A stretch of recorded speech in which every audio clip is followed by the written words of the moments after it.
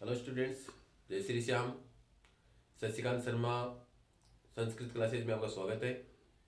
आज का जो वीडियो है वो क्लास 10th के लिए स्पेशल रूप से और हिंदी से उस सब्जेक्ट है उसके लिए है।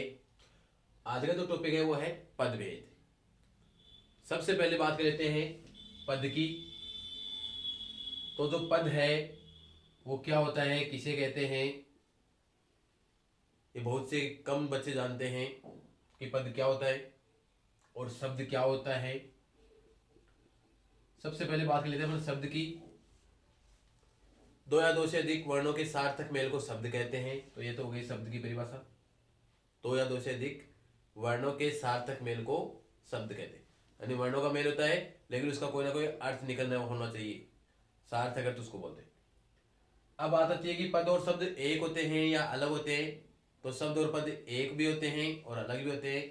जैसे राम,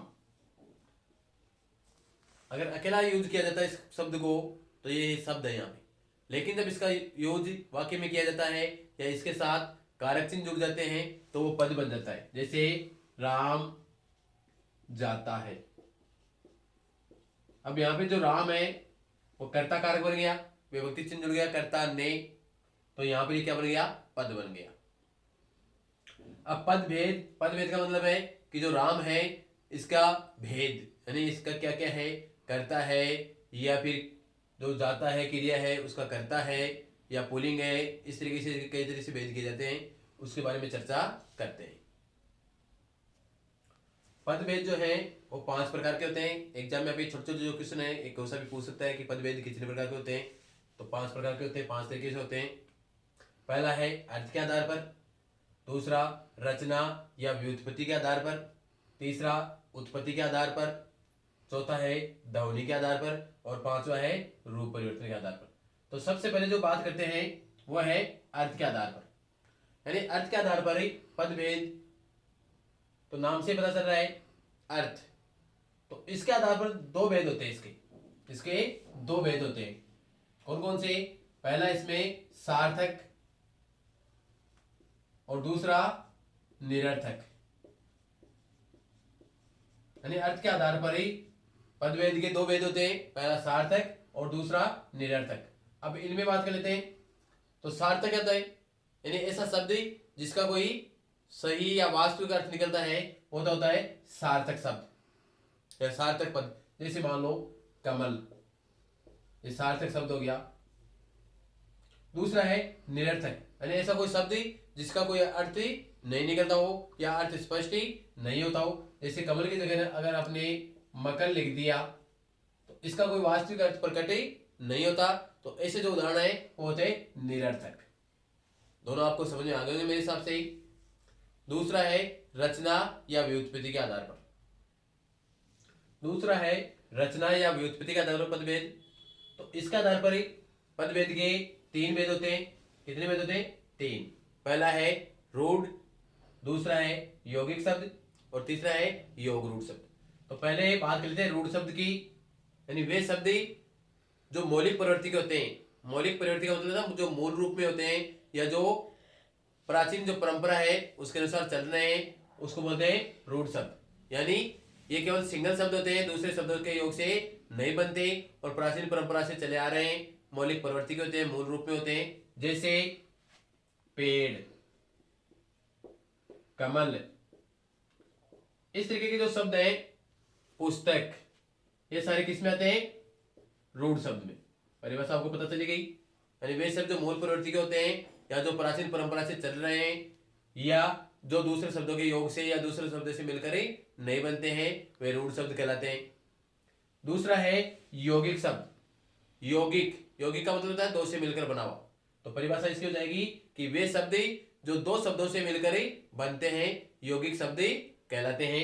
जैसे विद्यालय। अब विद्यालय जो शब्द है ये दो शब्दों से मिलकर बना है, किस किस से?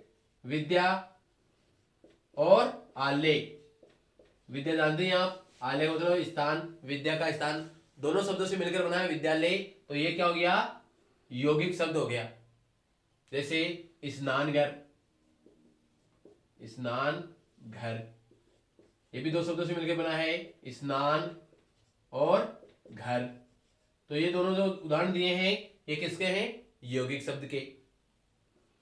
तीसरा जो है वो होता है योग रूढ़, यानी वे शब्द जो दो शब्दों से मिलकर बनते हैं लेकिन उनका कोई अन्य अर्थ होता है, यानी जो उनका अर्थ है वो अलग ही अर्थ होता है, तीसरा अर्थ प्रकट होता है, वो होते हैं योग रूढ़। जैसे दशानन, दशानन शब्द है वो दो शब्दों से मिलकर बना है, किसकी से? दस और आनंद, इन दोनों शब्दों से मिलकर बना है, लेकिन इसका जो अर्थ है वो अलग ही निकलता है। क्या अर्थ निकलता है? रावण। तो ये हो गया योग रूढ़। दूसरा इसका उदाहरण है जलज। जलज जो है वो दो शब्दों से मिलकर बना है, किसकी से?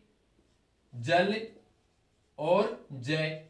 जल का मतलब जानते हैं पानी, और जय का मतलब है उत्पन्न होने वाला, यानी पानी में उत्पन्न होने वाला। तो पानी में उत्पन्न होने वाला जो जलज शब्द है वो किसके लिए आता है? कमल के लिए आता है। कमल का ही पर्यायवाची शब्द है जलज। इसलिए ऐसे जो शब्द होते हैं वो क्या कहलाते हैं? योग रूढ़, यानी दो शब्दों से मिलकर बनता है लेकिन उनका कोई तीसरा ही या विशेष अर्थ प्रकट ही होता है।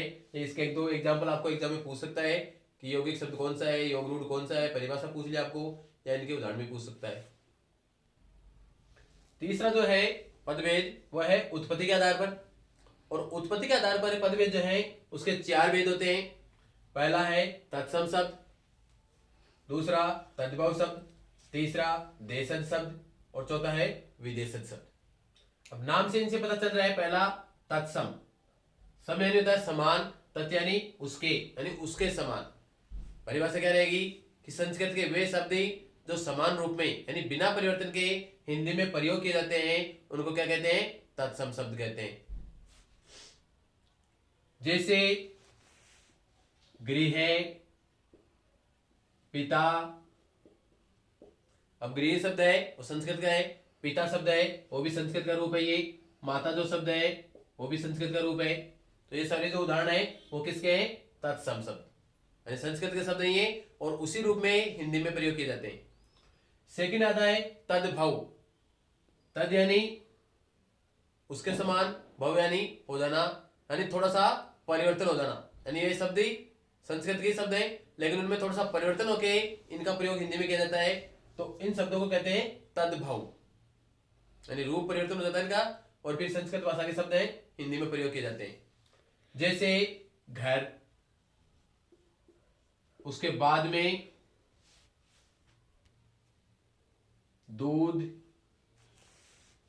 सोना, गोल्ड, ये जो शब्द है ये सारे कौन से हैं? तद्भव। यानी संस्कृत में गृह होता है, गृह का आपने बना लिया घर, दुग्ध, दुग्ध का बना लिया दूध, स्वर्ण, स्वर्ण का बना लिया सोना। तो इनमें चेंज होकर इनका यूज किया जाने लगा, तो ये हो गए तद्भव शब्द। तीसरा शब्द है देशज शब्द। नाम से पता चल रहा है देश, ज यानी उत्पन्न होने वाले, यानी देश में उत्पन्न होने वाले। परिभाषा क्या रहेगी कि वे शब्द जो देश की जो विभिन्न बोलियां हैं, विभिन्न भाषाएं हैं, उनसे हिंदी भाषा में प्रयोग किए जाते हैं, उन शब्दों को क्या कहते हैं? देशज शब्द कहते हैं। जैसे पगड़ी, खिड़की,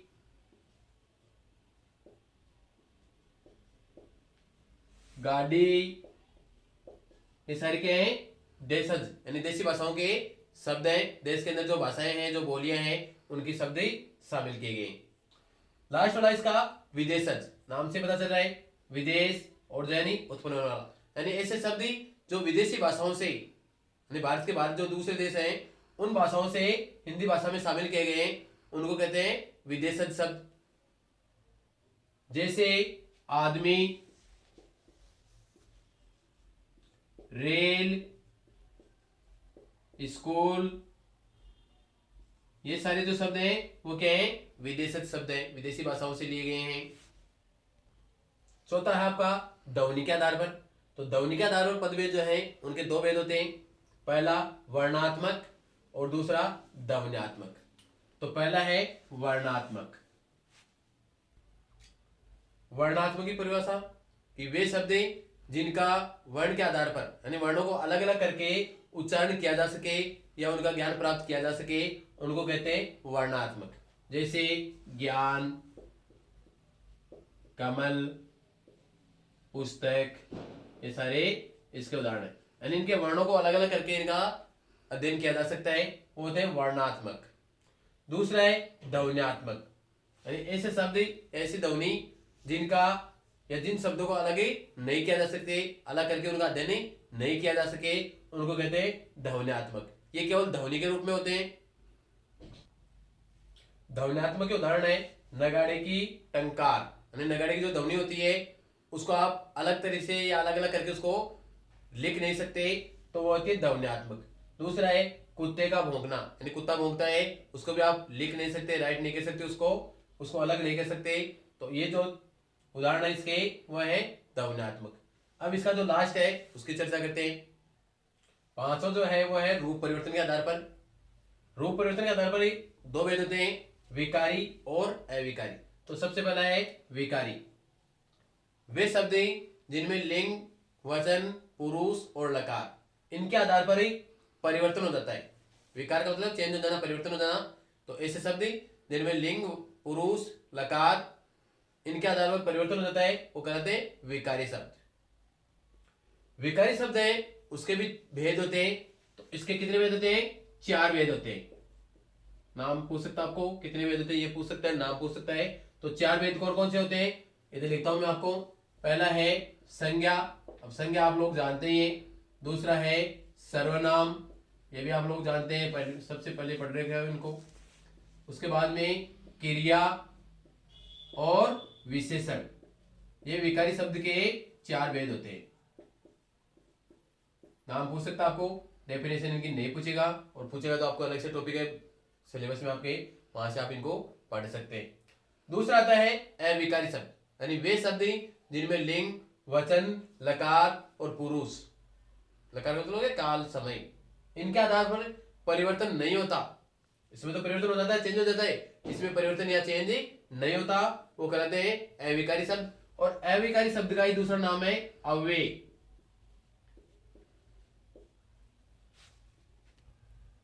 अविकारी अव्यय है, उनके उदाहरण है जैसे यद्यपि, परंतु, ऐसे जो शब्द हैं वो अविकारी या अव्यय कहलाते हैं। अब इसके बाद में आपको पूछ सकता है अविकारी या अव्यय जो है इनके कितने भेद होते हैं? तो इनके 4 भेद होते हैं। कितने भेद होते हैं? 4 भेदों को आपको नाम पूछ सकता है। पहला क्रिया विशेषण, दूसरा संबंध बोधक अव्यय, तीसरा समुच्चय बोधक अव्यय, और चौथा है विस्मयादि बोधक अव्यय। तो आपका जो टॉपिक था पदभेद, ये कंप्लीट हो जाता है। अगर आपको वीडियो पसंद आया हो तो लाइक करें, शेयर करें, और अगर चैनल पे नए हैं तो सब्सक्राइब करें। और ये जो वीडियो है इनको सबको देखते रहें और सभी वीडियो पे लाइक करते रहें। Thank you. जय श्री श्याम।